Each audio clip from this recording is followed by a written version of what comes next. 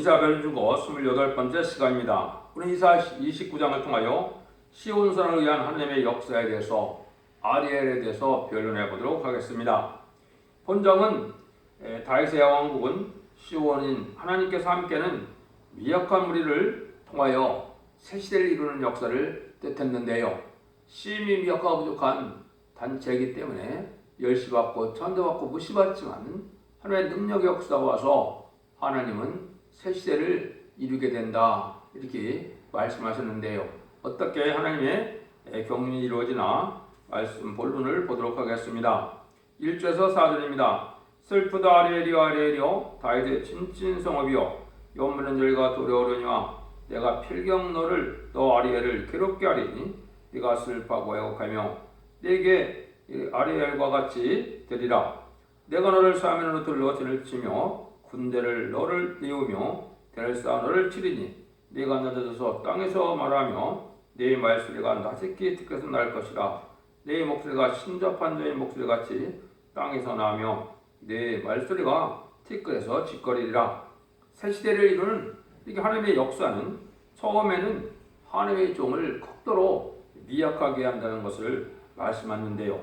인간의 힘으로는 도저히 소망이 없는 절망 상태에서 하느님이 그 종들을 들어쓰는 역사를 말했는데요.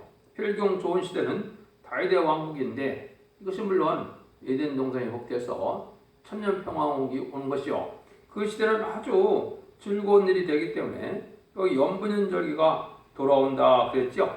할마다 기쁨으로 새해를 맞이하는 아주 평화로운 좋은 시대가 온다 이 말이죠. 이 날이 속히 이제 올 때가 됐는데 오기 전에 어려움을 겪는 종들이 하나님 앞에 쓰임받을 종들이다. 이것은 하나님의 이제 방법의 그런 방법인 거죠.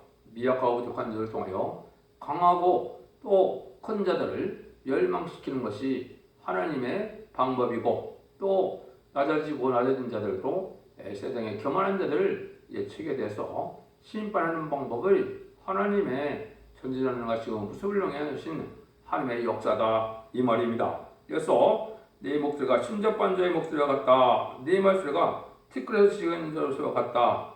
이렇게 하나님이 하시는 거죠. 옛날에 모세나 일리야도 처음부터 이 순간 세상에 권세력이 나타났습니까?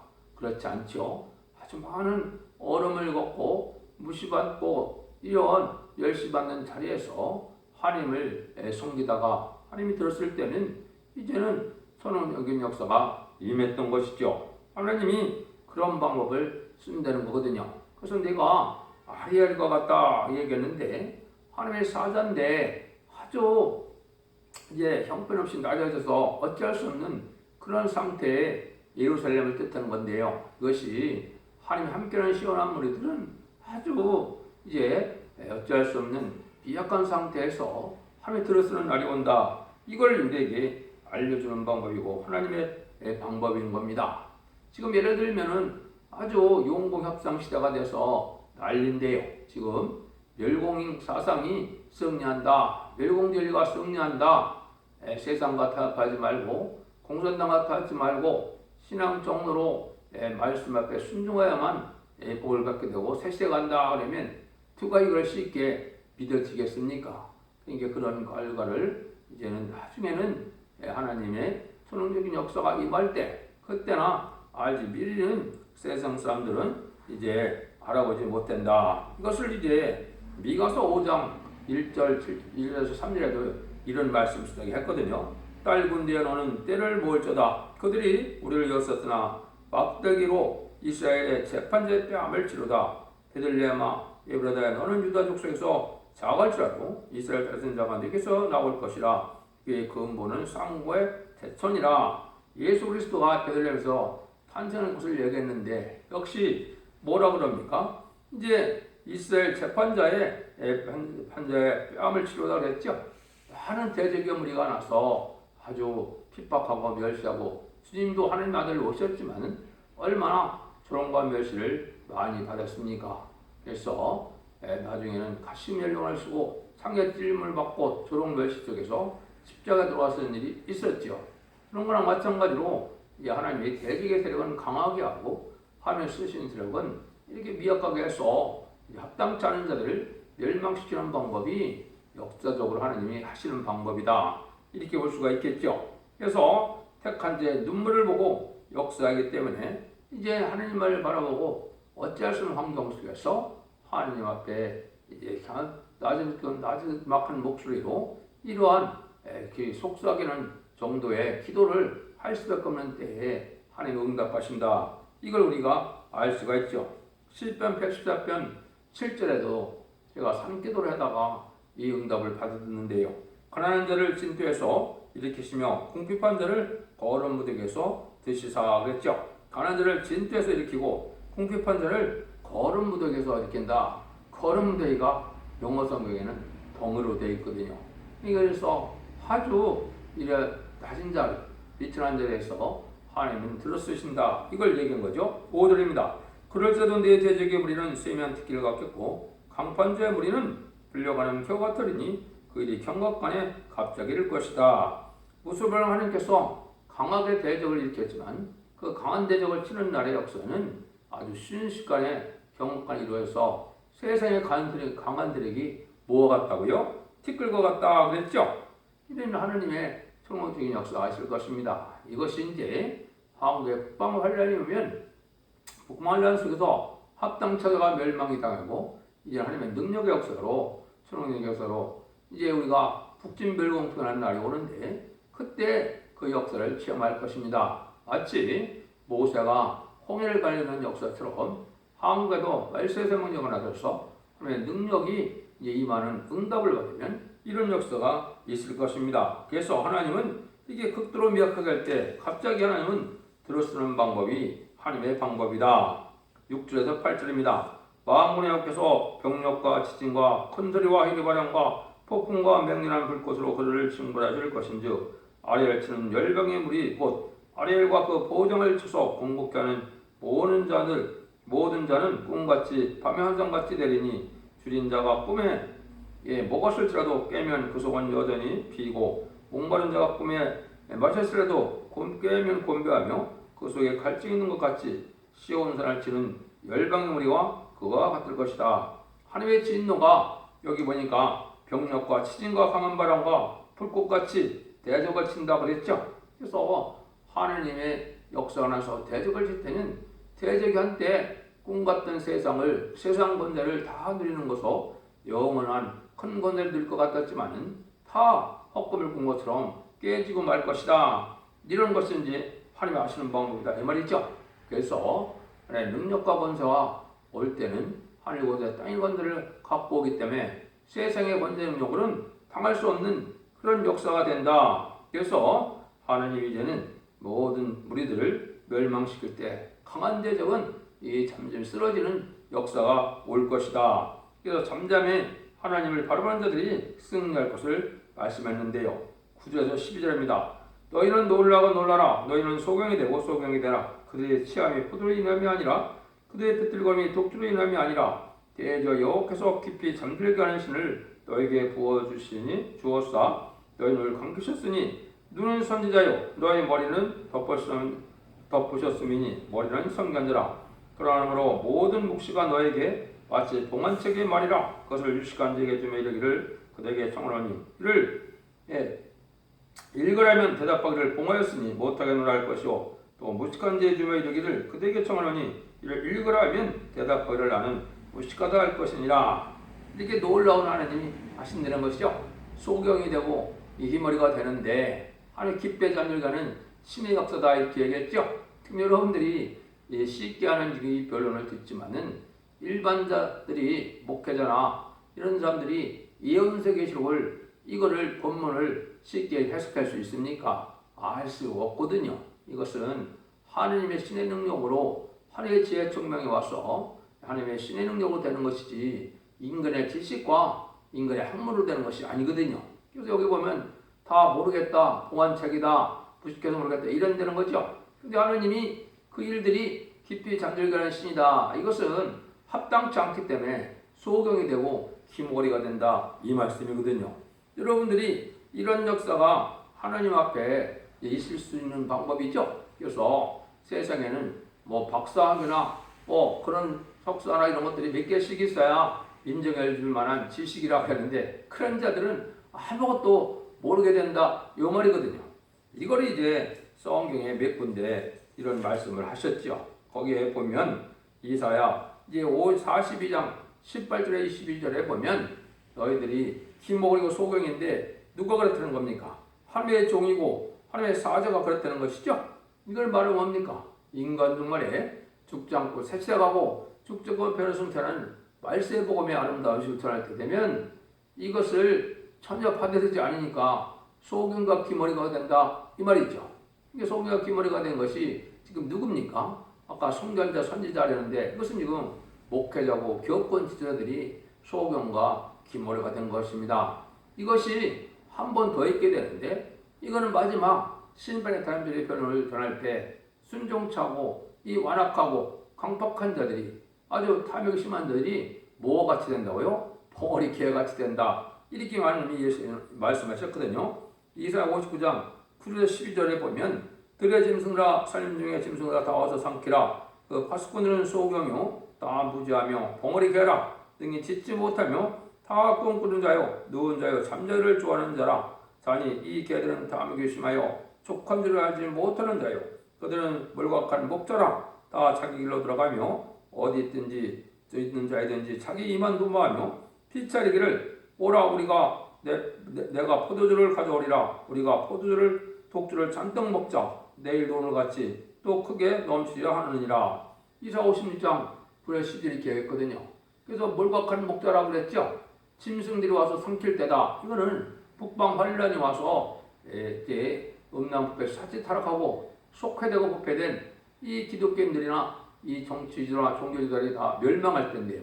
이때 벙어리 지라 개라고 그랬죠. 물각한 목자라고 했죠. 탐욕이 하고 심하다고 그랬죠.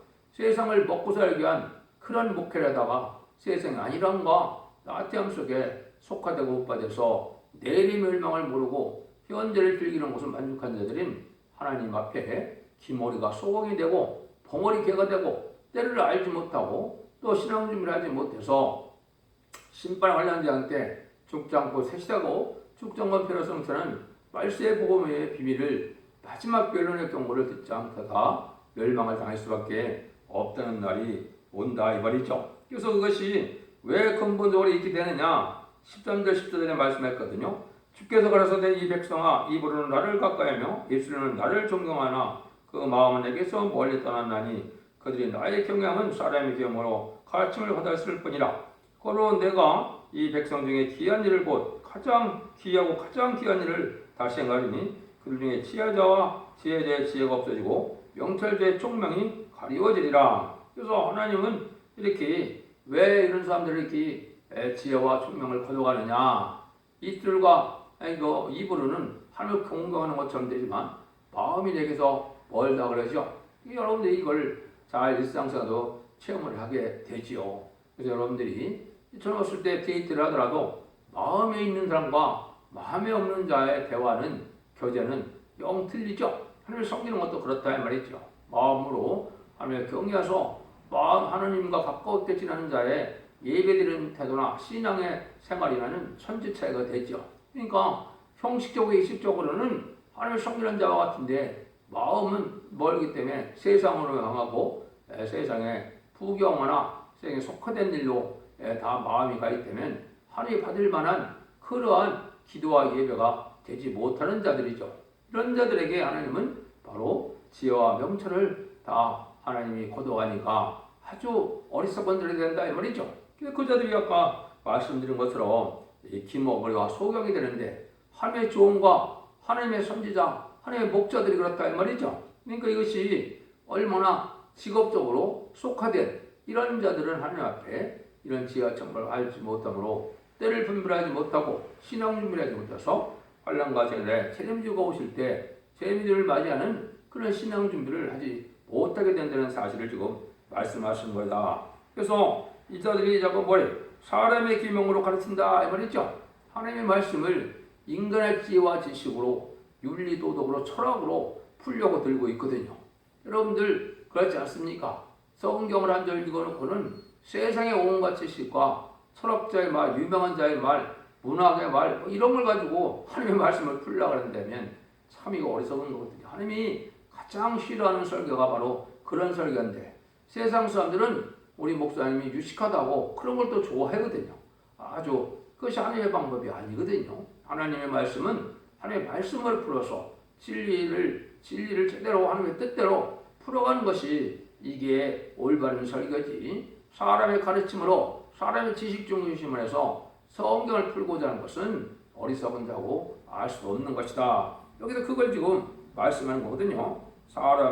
사람의 계명으로 가르치는 것뿐이다. 이랬죠. 그래서 새로운 종의 역사는 이렇게 새로운 새순 세부대 잡는 것처럼 예수님도 12 제자들을 이제 두고 바리새인들 향하여 뭐라 그랬습니까?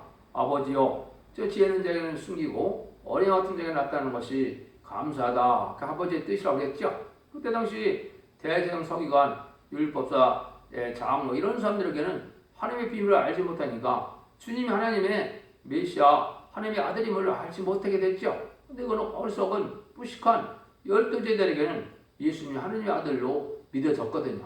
이런 방법을 하나님께서 인간으로 쓴다. 이렇게 보면 여러분들이 바로 깨달은 것이 됩니다. 이 15절 16절입니다.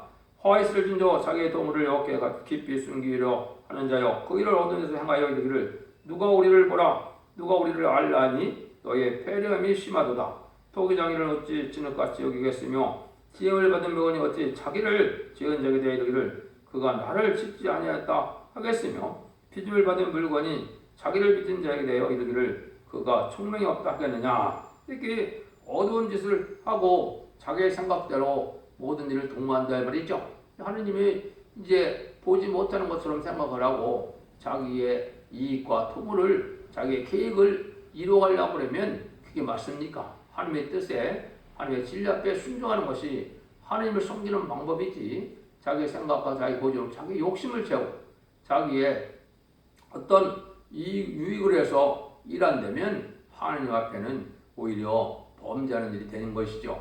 하나님 앞에 악업이 되고 마는 것이죠. 이래 갖고는 하나님 앞에 영광 돌릴 수 없는 것이죠. 그래서 하나님의 말씀은 진리에 순종하고 지켜나가는 것이 믿음이지 이걸 인간의 머리로 생각해서 자기 생각과 자기 고집과 자기 뜻대로 이거를 또 신학적으로 철학적으로 어떤 이론적으로 풀어나가는 것도 맞지 않는 겁니다. 마치 구원론을 잘 알아면 구원받은 것처럼 얘기를 하는데 하나님의 말씀이 그렇습니까?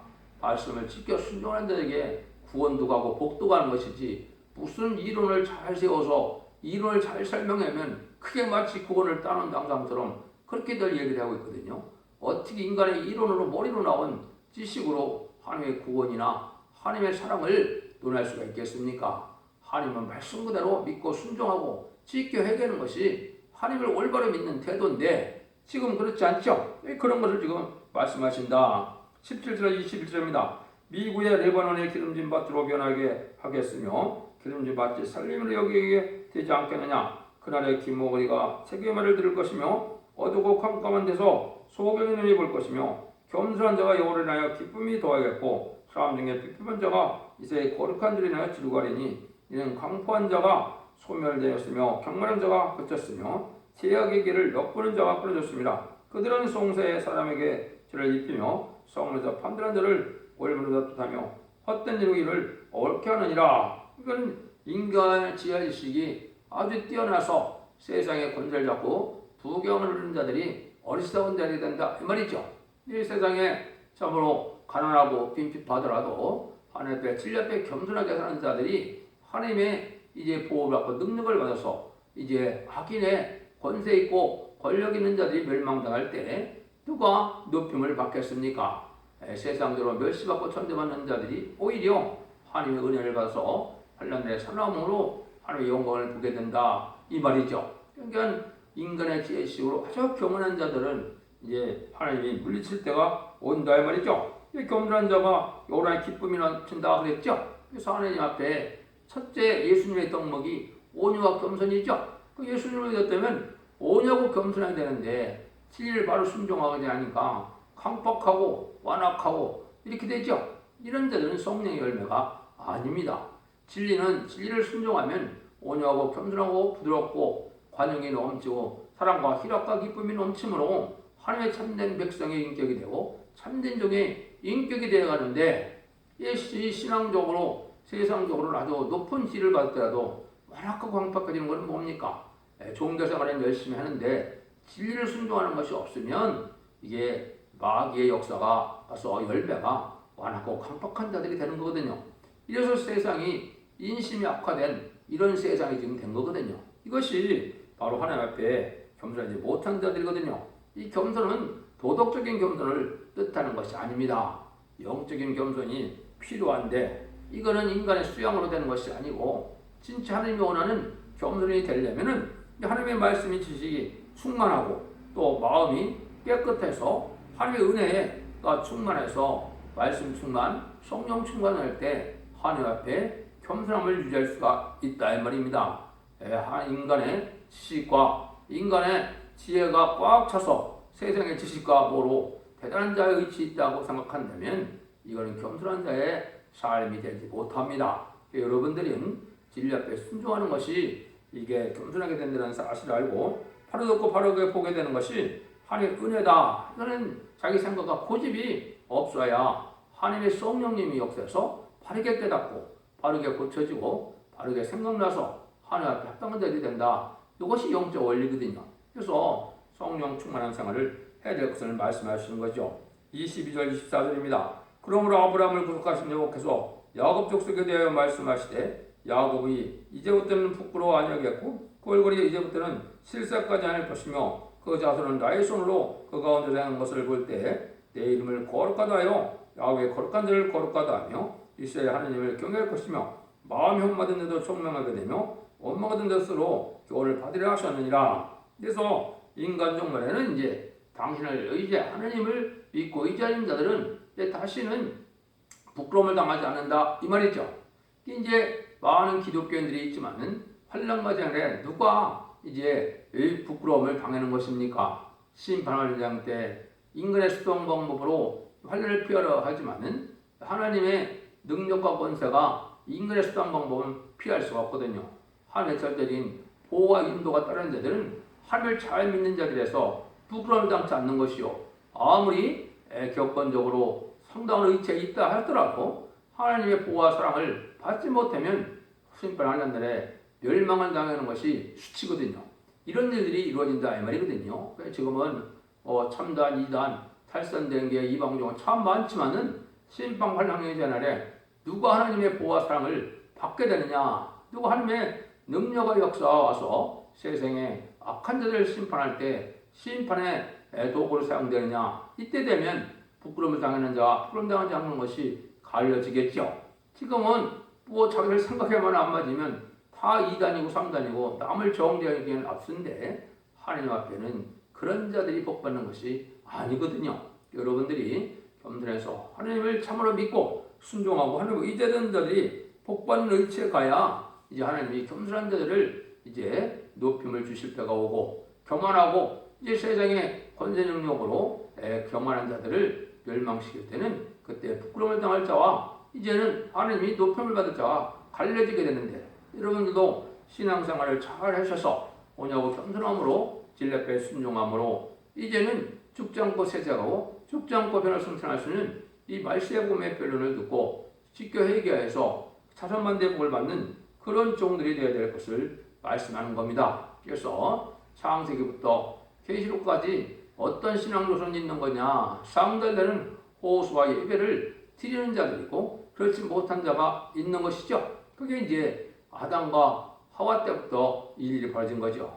가인은 상달되는 제사를 드리지 못했고 아벨은 상달되는 제사를 드렸기 때문에 핍박을 받고 또 죽임을 당하기까지 한 것이죠. 이게 이제 인류 역사상 계속적으로 그런 역사가 아브라함의 가정, 이삭의 가정, 항상 그 가정들이 다 합심해서 복을 받은 가정들이 별로 없지요. 다 한쪽엔 저주를 받고 한쪽에 복을 받게 되는데 이것은 참된 신앙자가 돼서 하나님의 겸손한 자가 돼서 하나님이 받으실 만한 예배를 드리는 자, 제사를 드리는 자와 그렇지 못한 자들이 이제 영계수함으로 세상 종말까지 가게 되어 있는 것입니다. 그래서 이 시대도 쌍달된 호수와 예배를 드리는 이 복된 이 종들의 반열에 들어가야 참된 시온의 우리가 돼서 새 시대의 복을 누리게 되고 하나님의 영광을 보게 된다. 이걸 지금 말씀하시는 거거든요. 그래서 오히려 세상적으로는 멸시천대 받는 것 같지만은 하나님과 함께하는 시온의 우리는 그들에게 능력과 원수와 축복을 줘서 새 시대의 복을 누리고 세상을 심판할 때 하나님의 영광을 보게 되는 그런 복락을 누린다 이 말이거든요. 여러분들도 신앙의 종로를 잘 찾으셔서 이제는 죽지 않고 세세가고 죽세가면 별성차는 말세의 봄의 진리를 잘 순종함으로 주님의 주가 올 때 복을 누리는 장로 사선반대 축복과 세대의 왕권한 축복을 누리는 복된 종들과 성도들이 다 되시기를 예수님으로 간절히 축원드립니다. 아멘.